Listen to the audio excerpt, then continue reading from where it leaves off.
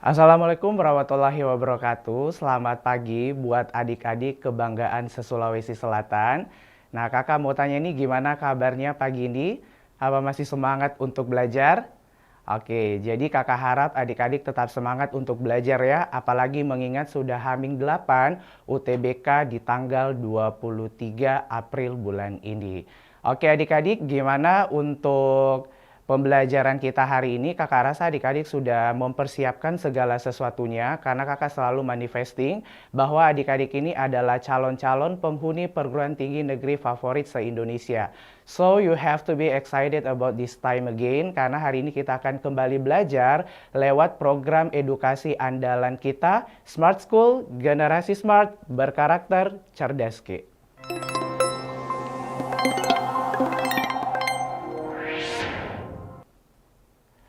Baik adik, jadi senang sekali bersama lagi kita belajar untuk mata pelajaran Bahasa Indonesia UTBK bersama dengan Kak Andrea Junsrail tentu saja selama 40 dan 40 untuk subtes Bahasa Indonesia UTBK secara khusus untuk pemahaman bacaan dan menulis.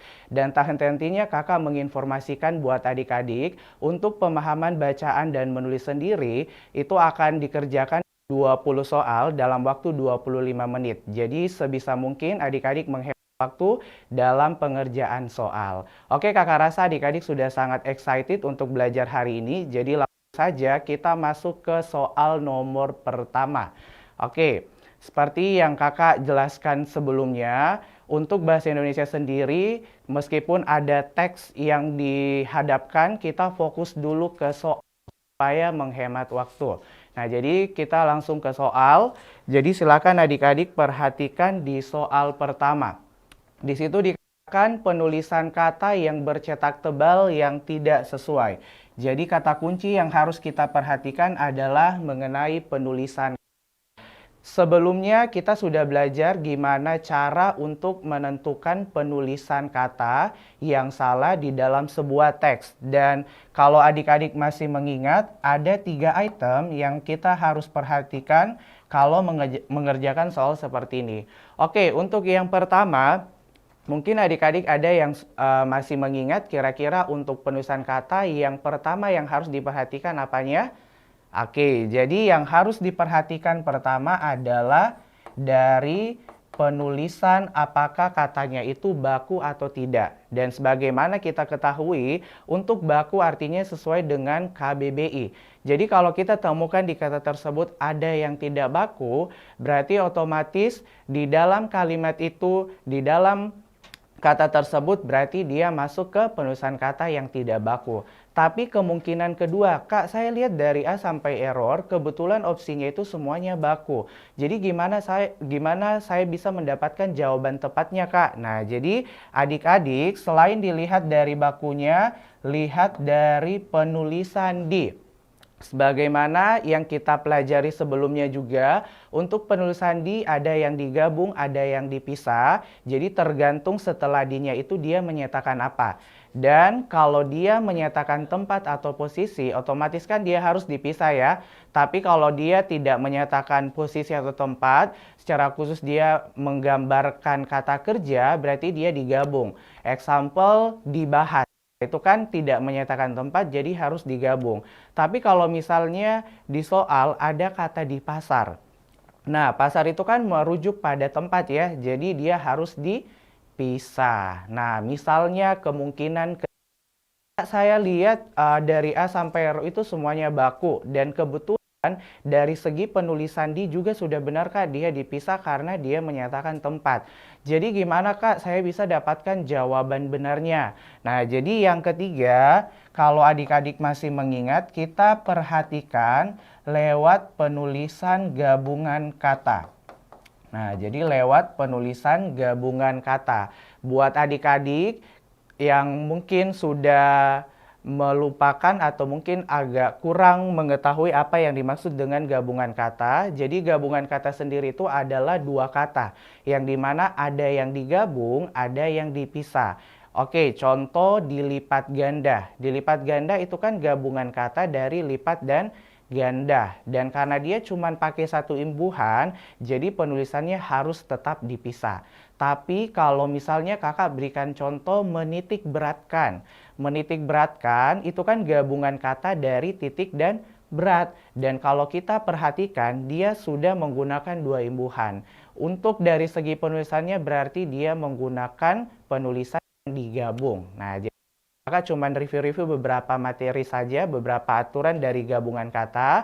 Nanti direview kembali catatannya. Jadi kita fokus dulu untuk yang pertama dari penulisan bakunya.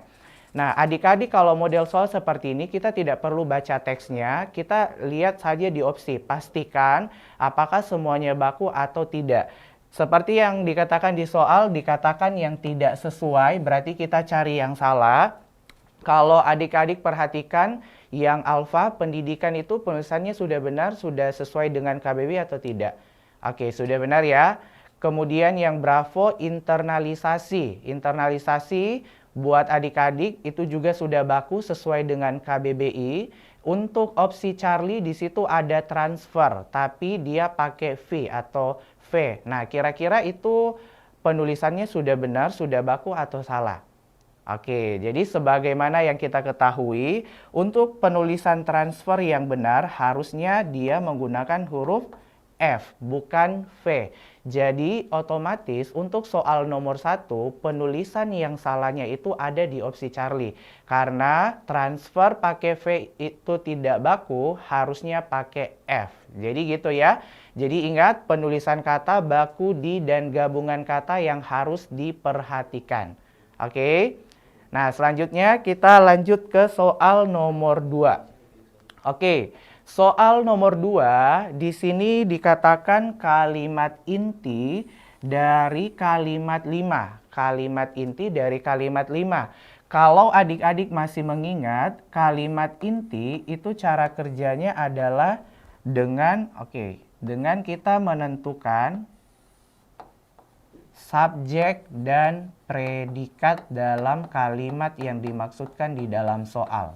Subjek dan predikat. Oke, berarti adik-adik harus memahami dulu subjek itu apa, predikat itu apa.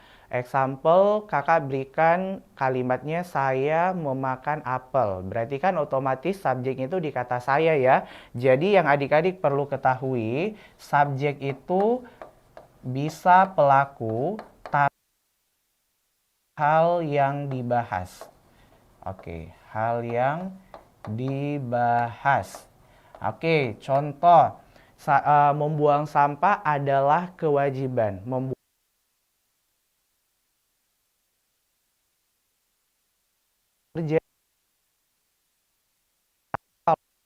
Kalimat membuang sampah adalah kewajiban, itu hal yang dibahas.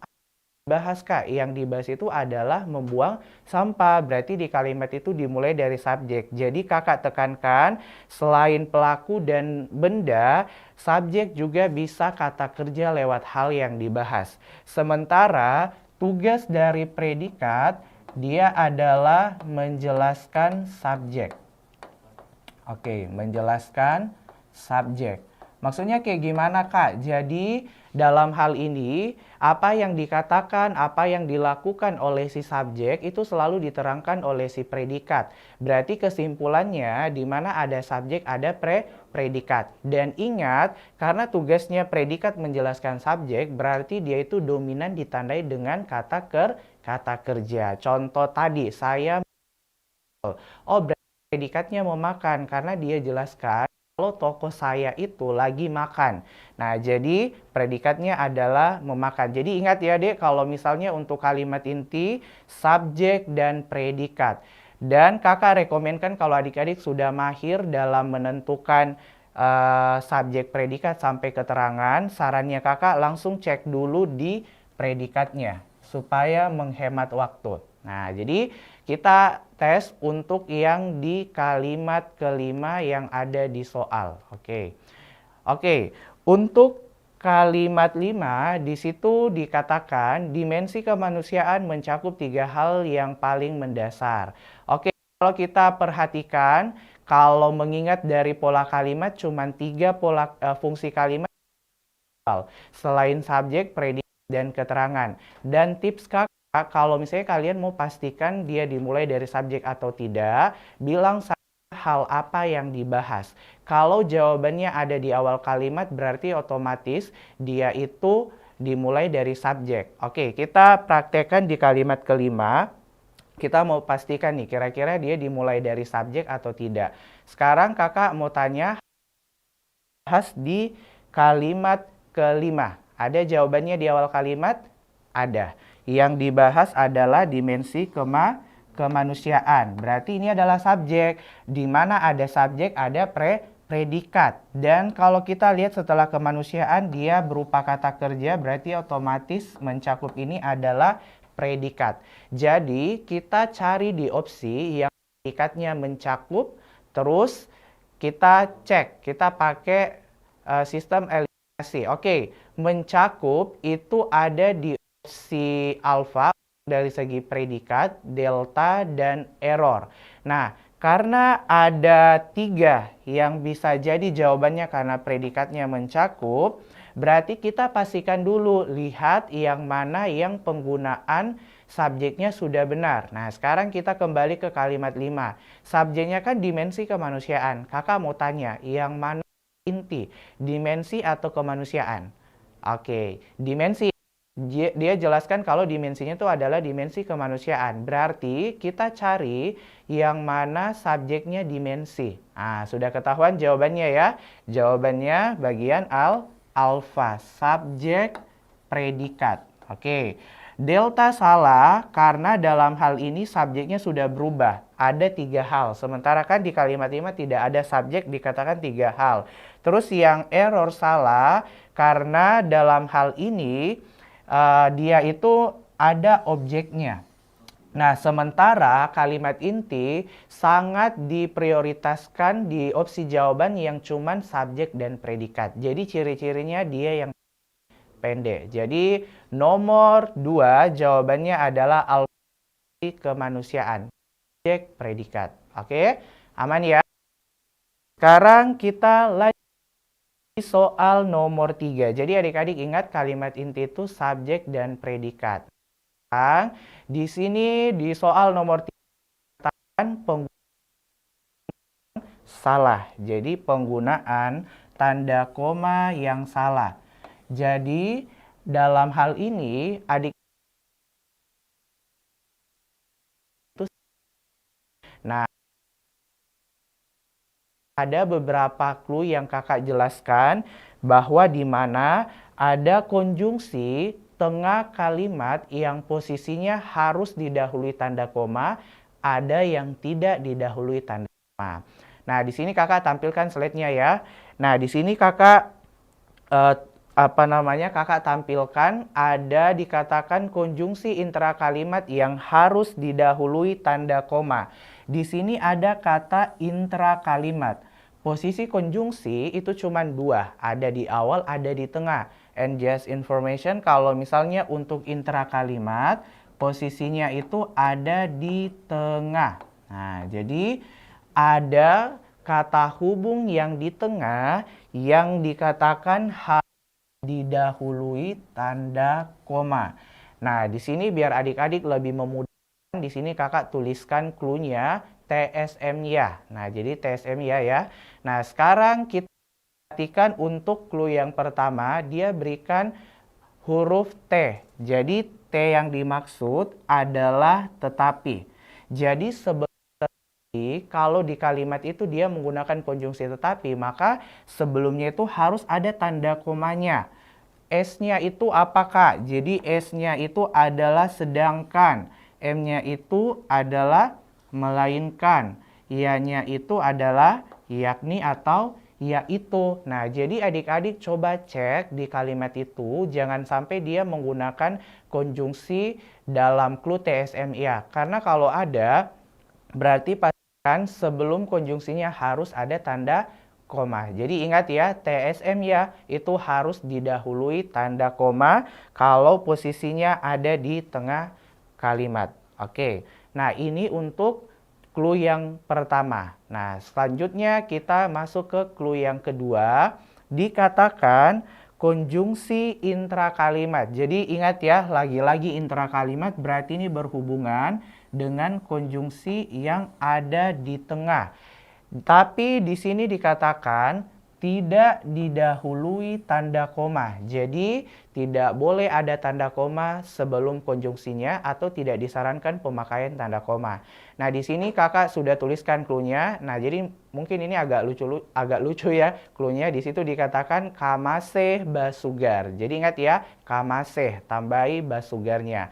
Nah, di sini untuk K itu adalah karena, ma-nya itu adalah maka, C-nya itu adalah sehingga, bah-nya itu adalah bahwa, su-nya itu adalah supaya, dan terakhir gar-nya itu adalah agar.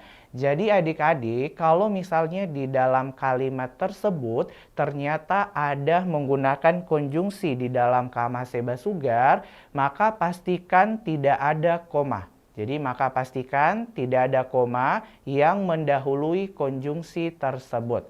Jadi itu ya. Tadi TSM ya, dia itu harus didahului. Kalau kamase basugar tidak perlu ada tanda komanya. Nah, jadi ingat clue ini kita cek dulu yang ada di soal. Oke, kalimat kelima. Kita perhatikan kalimat kelima. Oke, kalimat kelima tidak dikatakan manusia hal yang paling benar.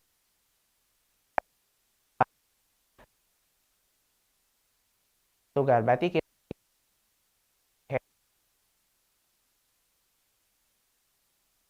tadi coba lihat kalimat sugar. Oke, tidak ada ya. Oke, selanjutnya berarti kita lanjut ke opsi Charlie. Kalimat kedua. Kita lihat kalimat 2. Di situ dikatakan pendidikan adalah proses internalisasi budaya ke dalam diri seseorang dan masyarakat sehingga. Nah, kita sudah dapatkan ada konjungsi sehingga. Nah, sehingga tadi masuk konjungsi TSM-nya atau kamase basugar. Nah, dia masuk kamase basugar ya, yang di se-nya itu sehingga. Dan sehingga dia masuk konjungsi yang tidak didahului tanda koma. Sekarang coba lihat kalimat kedua, apakah sebelum sehingga ada komanya atau tidak. Nah, ada ya. Nah, sebelum sehingga ada koma. Berarti dari segi penggunaan tanda komanya ini sudah salah. Karena sehingga itu tidak perlu didahului tanda koma. Sementara di teks dia dahulukan tanda komanya. Berarti penggunaan tanda koma itu harusnya ada di kalimat kedua. Nah, jadi otomatis kalau kita lihat kalimat 2 ada di opsi Charlie. Nah, jadi makanya adik-adik ingat ya, clue-clue yang kakak berikan khususnya untuk konjungsi tengah kalimat yang didahului dan tidak didahului. Oke?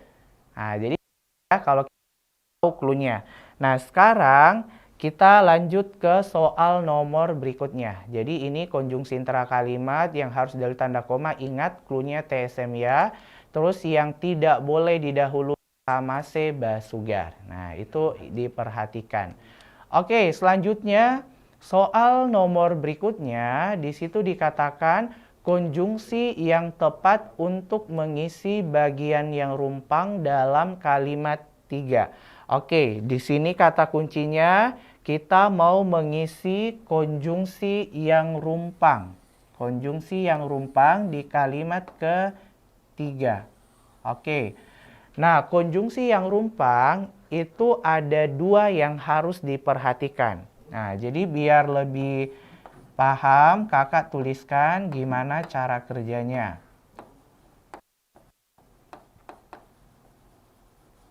Oke, kalau di soal dia katakan untuk mengisi konjungsi yang rumpang, yang harus diperhatikan pertama adalah perhatikan dari segi pasangannya. Perhatikan dari segi pasangan atau istilah lainnya itu adalah korelatif. Oke, tapi kalau misalnya dari segi pasangannya sudah benar, maka kita lihat dari segi posisi. Oke, Nah, jadi ini konjungsi rumpang dua yang harus diperhatikan dari segi pasangan dan posisi. Di pertemuan sebelumnya kan kita sudah belajar kalau misalnya ada konjungsi yang posisinya di awal, ada posisi konjungsi yang memang hanya di tengah. Nah, itu rekomennya kakak dihafal untuk materi tersebut. Tapi kalau konjungsi rumpang kita lihat dulu dahulukan dari segi pas.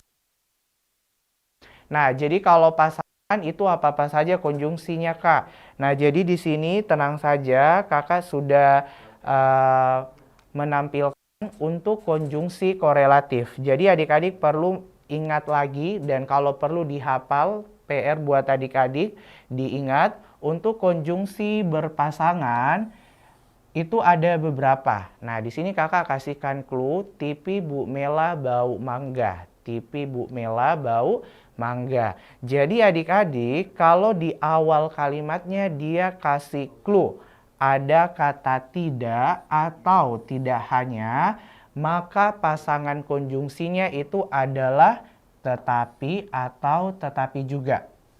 Tetapi kalau misalnya di kalimat tersebut dia berikan kata bukan atau bukan hanya, maka pasangan konjungsinya adalah melainkan atau melainkan juga.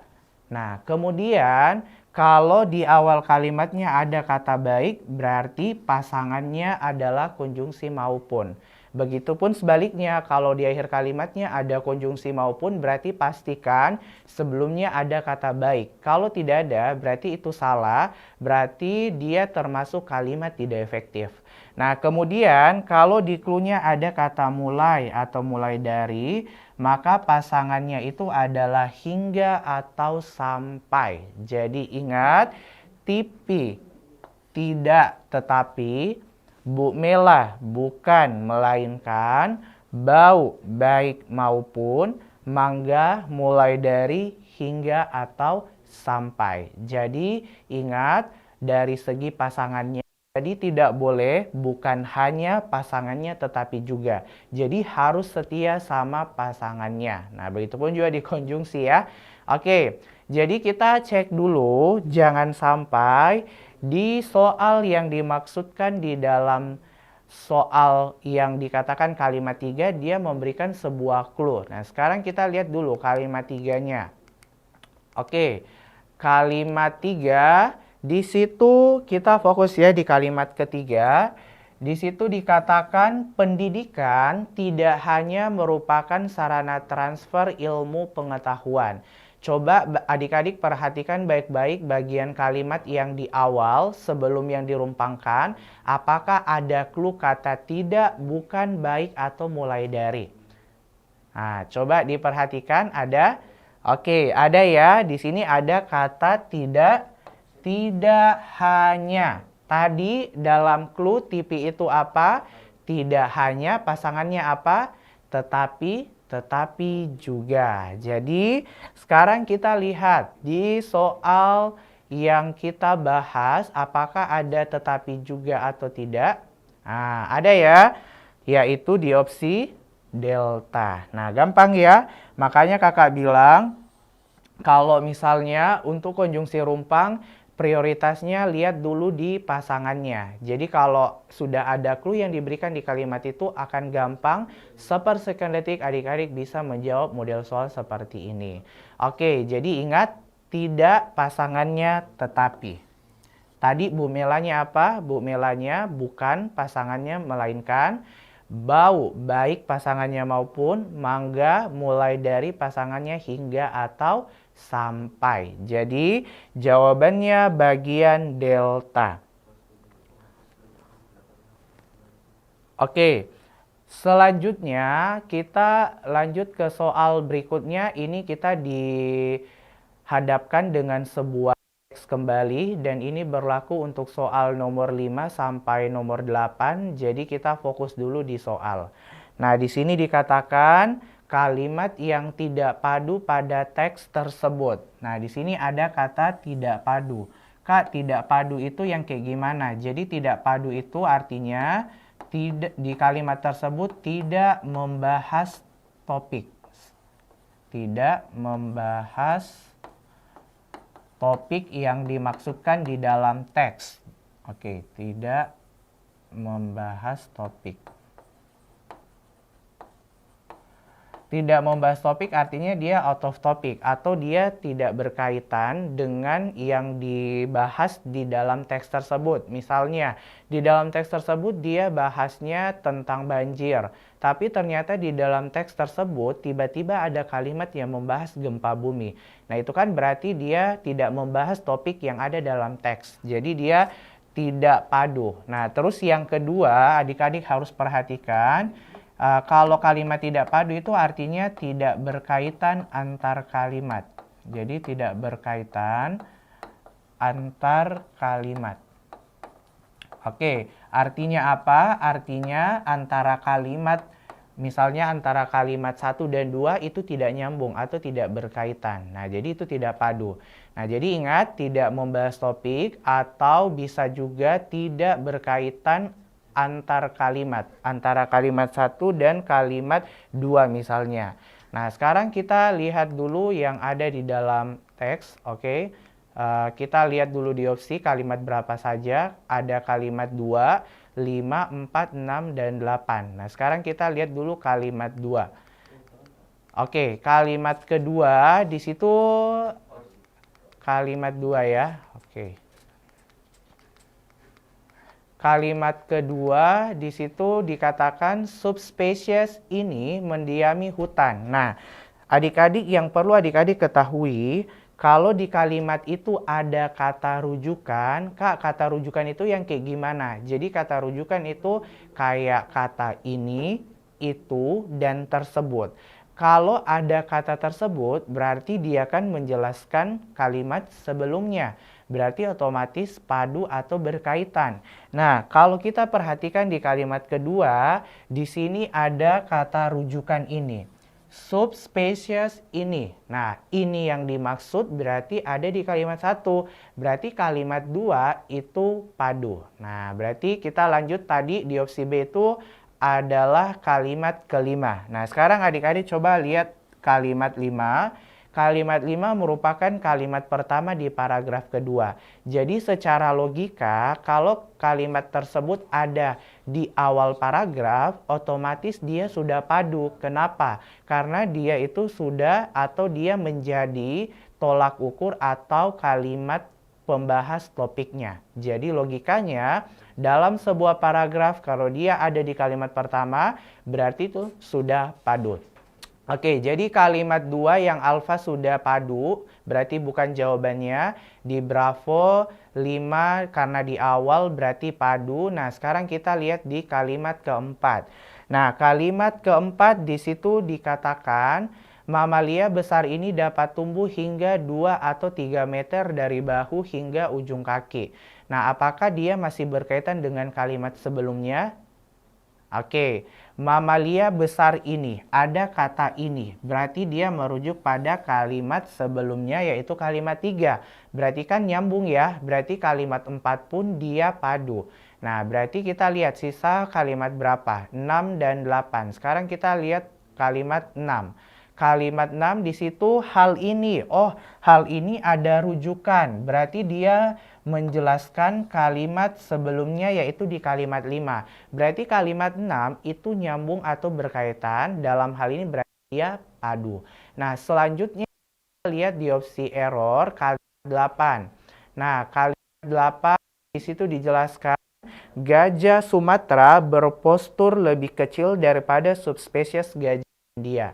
Nah, kalau kita perhatikan kalimat hubungan kalimat 6, 7, dan 8. Nah, 8 inilah yang tidak nyambung. Kenapa? Karena di kalimat-kalimat sebelumnya menjelaskan tentang masa kritis di dalam gajah Sumatera. Sementara di kalimat 8 dia tiba-tiba membahas tentang postur. Nah, jadi otomatis kalimat 8 lah yang menjadi kalimat tidak padunya karena antara kalimat 7 dan 8 tiba-tiba kalimat 8 membahas tentang postur tubuh dalam gajah Sumatera. Nah, jadi otomatis kalimat yang tidak padunya adalah yang bagian error. Nah, jadi adik-adik perlu ketahui ya, kalau misalnya kalimatnya ada rujukan, otomatis itu padu ya adik-adik. Nah, jadi otomatis untuk kalimat tidak padu, opsi error jawabannya kalimat 8. Oke, aman ya? Nah, kita lanjut sekarang di soal berikutnya.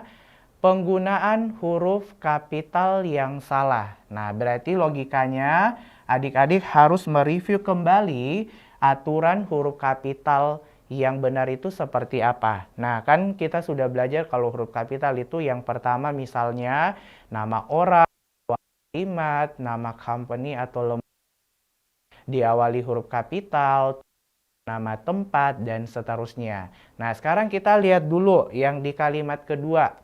Kalimat 2, kita lihat dulu kalimat 2-nya, oke. Nah, di situ deh selain yang awal kalimat, ada lagi yang dikapitalkan atau tidak ada? Oke, ada ya. Yang dikapitalkan itu adalah Sumatera, Riau, Sumatera Barat, oke. Terus dalam hal ini kalau kita perhatikan itu saja ya. Oke, Lampung juga. Lampung. Oke, Lampung. Sumatera, Riau, Sumatera Barat, dan Lampung. Kalau dari segi aturan, dia kan sudah benar karena dia menyatakan tempat atau geografis. Nah, tapi kalau adik-adik masih ingat penjelasannya kakak, kalau misalnya di tengah kalimat ada kata yang berupa geografis, oke, geografis disertai penjelas, maka otomatis si geografisnya ini harus huruf kapital kalaupun dan meskipun dia ada di di tengah kalimat. Oke, geografis itu apa? Geografis itu menandakan adanya berkaitan dengan tata letak, wilayah, tempat, dan termasuk kayak gunung, sungai, jalan, kota, dan seterusnya. Jadi secara logika, kalau misalnya kakak tuliskan sebagai contoh, misalnya di tengah kalimat ada desa Probolinggo, desa Probolinggo. Nah, jadi dalam hal ini Probolinggo. Nah, mungkin adik-adik ada yang bertanya, Kak, kenapa desanya itu D-nya kapital? Nah, jadi adik-adik, karena desa itu berkaitan atau merujuk kepada geografis dan ternyata dia disertai dengan penjelas kalau desanya itu adalah desa Probolinggo, berarti otomatis si geografis atau si kata desanya ini D-nya itu harus kapital meskipun dia di tengah kalimat.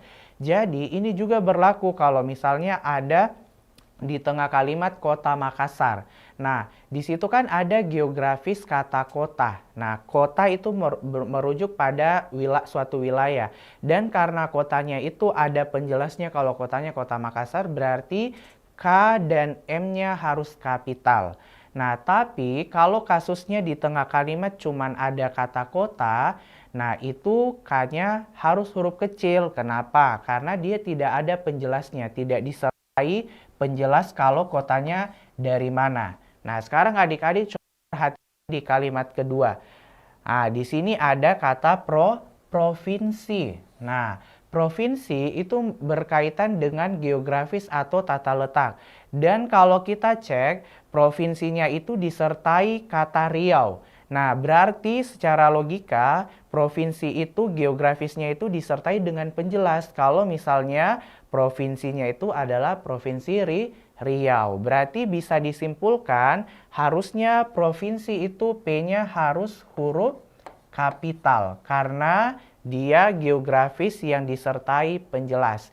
Jadi adik-adik kalau misalnya di soal dia bilang penggunaan huruf kapital yang salah, berarti ada dua kemungkinan. Di teks tersebut yang kapital disalahkan atau kemungkinan besar yang harusnya kapital tapi tidak disalahkan.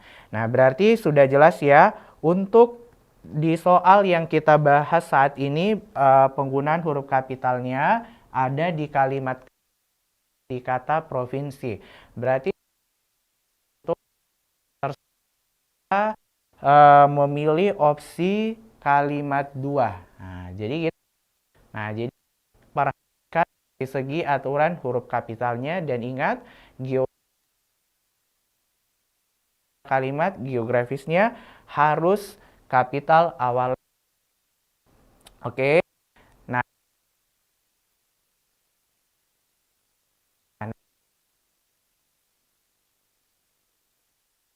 dasar. Nah, adik-adik kalau misalnya soal seperti ini, jangan dari kalimat dasar. Secara otomatis artinya adik-adik tentukan saja kalimat inti. Jadi kalimat dasar itu sama saja dengan kalimat inti. Dan tadi di soal pertama kita bahas kalimat inti itu kata kuncinya subjek, predikat. Nah, sekarang kita lihat dulu kalimat 2 itu kira-kira predikatnya di kata apa? Oke. Kalimat kedua. Nah, kalimat 2 kira-kira dimulai dari subjek, predikat, atau keterangan. Tips dari kakak, hal apa yang dibahas? Ada jawabannya? Ada.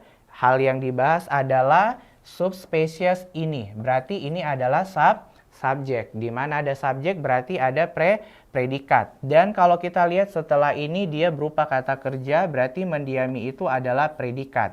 Berarti logikanya adik-adik ingat saja, di subjek subspesies ini predikatnya mendiami. Itu saja langsung cocokkan di opsi. Nah, di kalimat 2 di situ kan ada dua kata ya.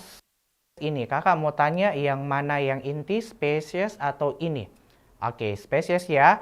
Berarti otomatis kita cari yang subspesies yang satunya. Nah, ada ya? Nah, jawabannya ada di opsi Charlie. Nah, subjek, predikat. Nah, makanya kakak bilang kalau adik-adik sudah dapatkan subjek predikatnya, berarti otomatis itulah yang menjadi jawaban benarnya. Nah, jadi untuk yang Charlie jawaban tepat untuk soal yang perluasan, dan selanjutnya kita lanjut ke soal berikutnya. Nah, di sini dikatakan kata ini pada kalimat 4. Sebelumnya kan kakak sudah bahas kalau misalnya ini itu termasuk rujukan. Jadi kalau kita mau tahu yang dimaksud dengan kata ini, berarti kita perlu baca kalimat yang dimaksudkan di soal. Kalau tidak ada clue berarti kita baca kalimat sebelumnya. Nah, berarti kita cek dulu kalimat 4. Nah, kalimat 4. Oke, kalimat 4 di situ dikatakan mamalia besar. Ada kata ini ya, dan dia tidak memberikan clue, berarti otomatis kita baca kalimat sebelumnya. Nah, mamalia besar ini yang dimaksud kita lihat di kalimat 3. Di situ dikatakan bobot gajah Sumatera. Nah, berarti harusnya mamalia besar ini yang dimaksud adalah gajah Sumatera. Nah, gampang ya kalau misalnya soal seperti ini.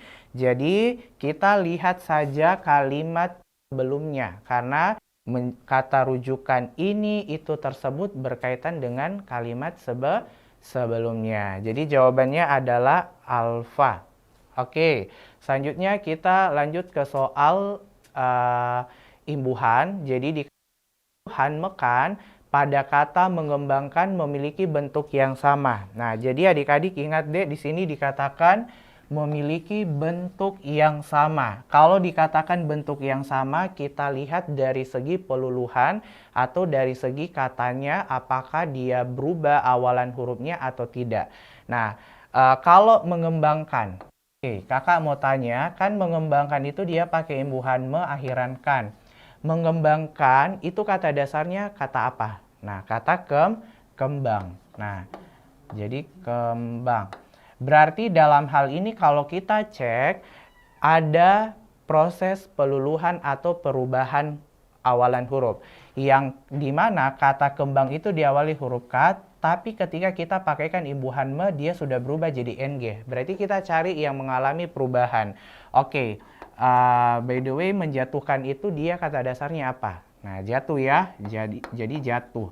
Nah, jatuh. Terus kata dasarnya menuliskan, tulis. Terus kata dasarnya bawa, membawakan adalah bawa. Terus kata dasarnya menyanyi adalah nyanyi, dan kata dasarnya mendaratkan adalah darat. Nah, sekarang adik-adik tinggal pakai sistem eliminasi saja, yang mana kata dasarnya itu dia berubah awalan hurufnya ketika dipakaikan imbuhan awalan me akhiran kan. Nah, ini kan menjatuhkan, jatuh. Jadi tidak berubah ya. Menuliskan, nah ini jawabannya ya. Kenapa menuliskan? Karena menuliskan itu adalah kata dasarnya tulis, yang dimana tulis itu diawali huruf T. Sementara di dalam opsi T-nya itu sudah berubah dan menjadi N. Berarti otomatis imbuhan mekan pada kata mengembangkan memiliki bentuk yang sama dengan kata menuliskan. Oke? Nah, jadi nomor mengenai imbuhan menjadi nomor terakhir kita untuk pertemuan hari ini.